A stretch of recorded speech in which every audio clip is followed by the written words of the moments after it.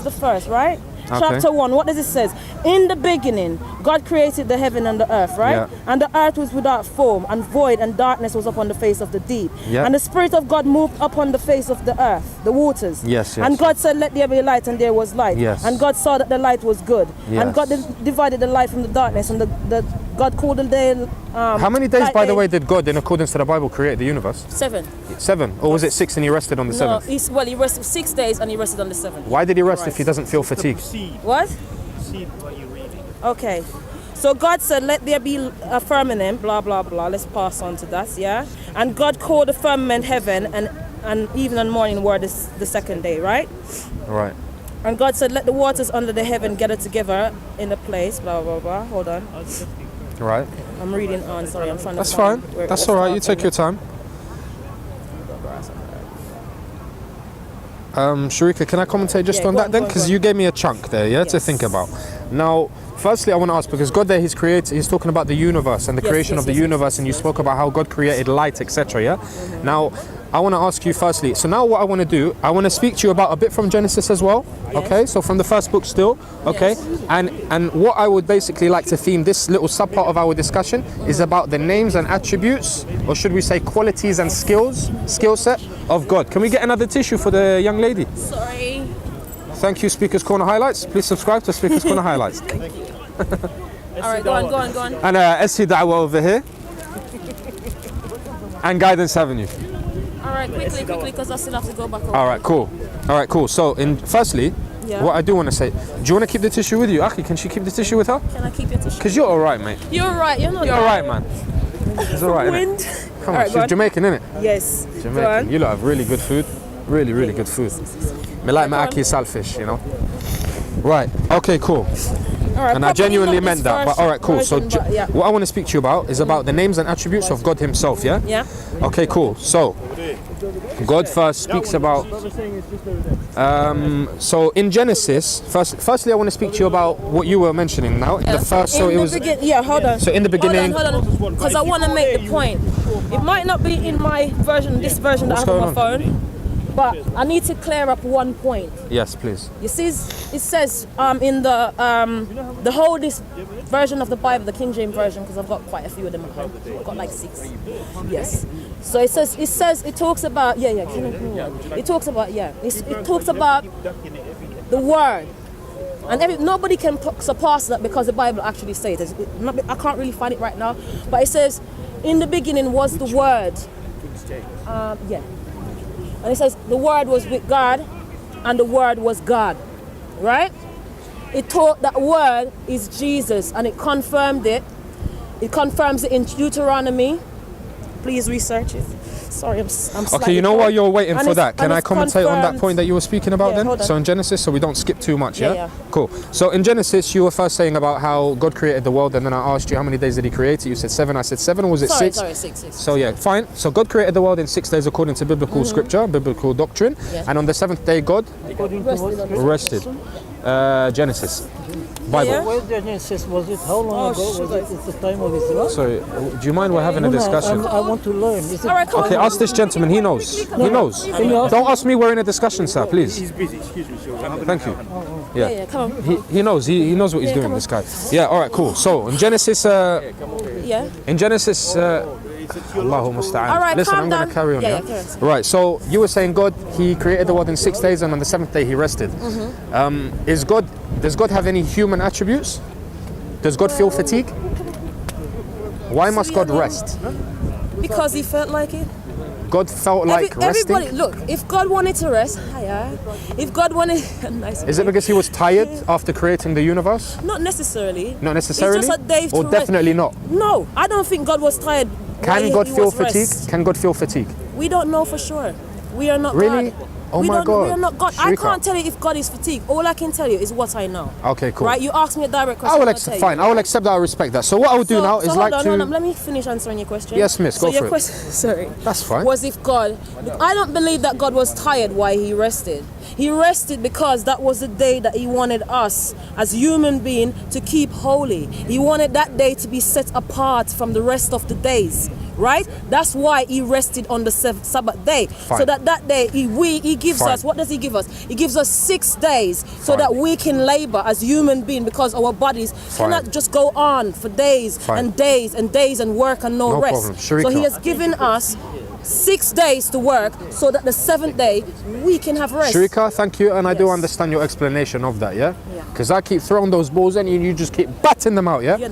Yeah, no, yeah? All right, so I'm going to throw this in really hard for you now, yeah? Okay. All right, you ready? Yes. Helmet?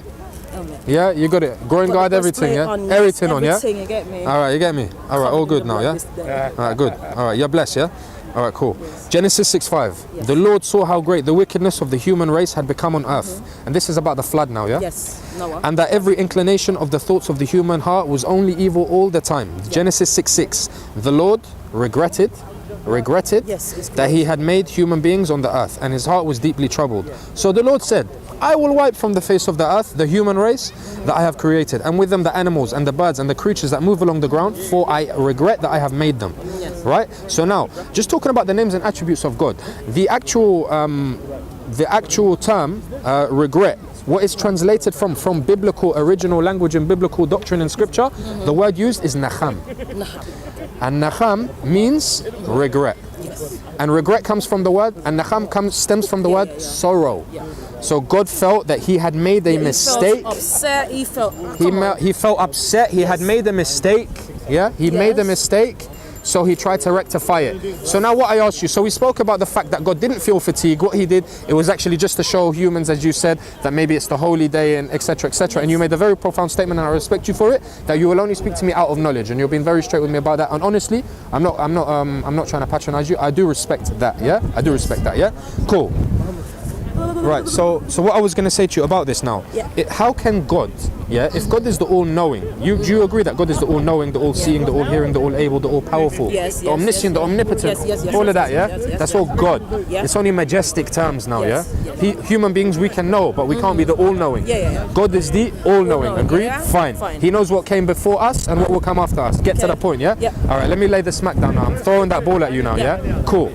According to your biblical doctrine now, God isn't the all-knowing, because he showed regret and he felt so, and it says his heart was deeply troubled because, and look, if you look at the term, wait, let me just like model it for you now, Look, so the Lord, so let's look at number one. Number one, the Lord saw the wickedness of the human race. Yes, he number saw one. Number two, and that every inclination of the thoughts of the human heart was only evil all the time. So he saw what was there, and then he had seen that the inclination of the thoughts of the human heart was only evil all the time. Number one. Number two, because of what he saw, the consequence of it, he was regretful.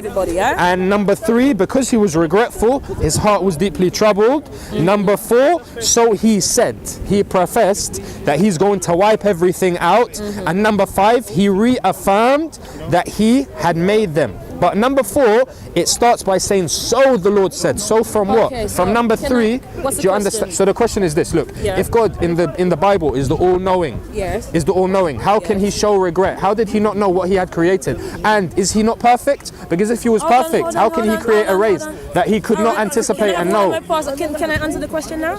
Sure. Okay, from my understanding of God, right? He created us. He did not create us as robots. He did not create you and me as robots just to serve him, right? He gave us something so precious, something so wonderful called free will. Right. He gave us that. It doesn't mean that he's not all-knowing. He doesn't know that the arts of us, what our arts is. He gave us a choice. Free will is a choice. It's whether you want to do good or you want to do bad. Hold on. Yes, miss. Go on, miss. Go on. So basically, as a child, right? Go on. You know that mommy says you're not supposed to go in the cookie jar, right? Right. You have a choice. Right. Whether you're going to go in that cookie jar or you're not going to do it. It's the same with God. God created us out of love. Should I tell you how it's not? Hold on. He created us out of love, right? He did not create us to serve him alone. He created us with something called free will.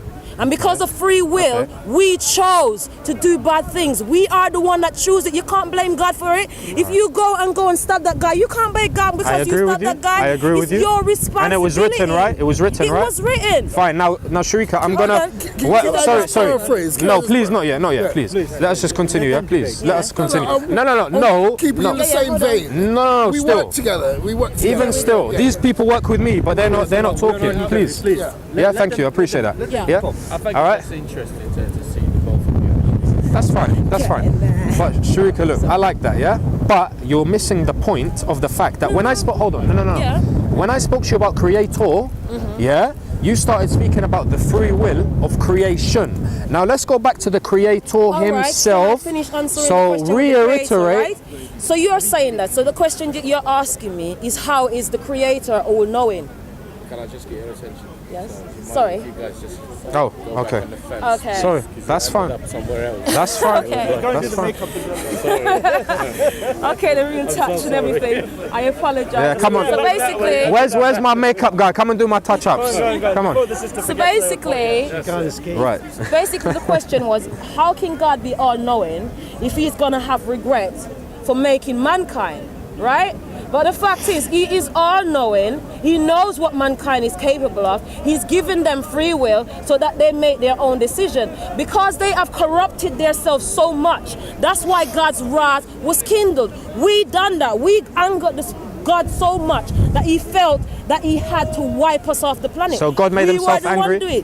We did it. Did God make himself angry? No, humans made God angry. Are we not the consequence of God's actions? We're according not to your Bible? He created And that's why us. he changed we it? Are not, no, we are no Should we consequences. let the Bible speak we again? Can let the Bible All right, let's let the speak. Bible speak again. I'm going to read this out again for everyone. Can I finish? Sure. All I'm saying is, the question was, how can God be all-knowing, right? And then have regret for creating the world. It's just like a mother can be all-knowing about her child, right? She knows her child, she just gave birth to it, right? And it grow up and go out and do violence. It's the same thing. Right? God made us out of love. We were not just a condition or just something to be brushed under the carpet. He created us in his own image. Right? In the image of God, he created male and female. He created us. Right? So if he created us out of love, why then would you consider us as a consequence of God's action? We are not a consequence. I don't consider. No, you just said that just now. Okay, let me. We are a consequence, right? Let me just emphasize again what I believe and what the statement I said, where it stems from. The statement that I'm talking about, consequential activity, is about what I see the Bible is portraying, not what we as Muslims believe. Yeah. What we as Muslims believe is this, and it's simple, yeah? God is the all-seeing, he's the all... Do you know what? Let me read something from the Quran if I must, yeah? Because we've spoken a lot of Bible. So if you just bear with me, yeah? Just a couple verses. Again, guys, I've read this before, but I just mashallah, the whole of the Quran is beautiful, but I just want to read for this lovely, dashing young lady, something that I've read before, inshallah, and it's from Surah Al-Hashr, okay? And it's the 21st, actually I'll start from the 22nd to the 24th verses of this surah. In the name of Allah, the most gracious, the most merciful. He is Allah, God, yeah? This is about God speaking about himself now, yeah? He is Allah, than whom there is no deity worthy of worship but He, the all-knower of the unseen and the seen. He is the most beneficent, the most merciful. He is Allah, than whom there is no deity worthy of worship but He, the King, the Holy, the one free from all defects, the giver of security, the watcher over his creatures, the Almighty, the Compeller, the Supreme. Glory be to Allah. High is He above all that they associate as partners with Him. He is Allah, the Creator, the Inventor of all things, the Bestower of forms. To Him belong the best names, and that is in the heavens and the earth.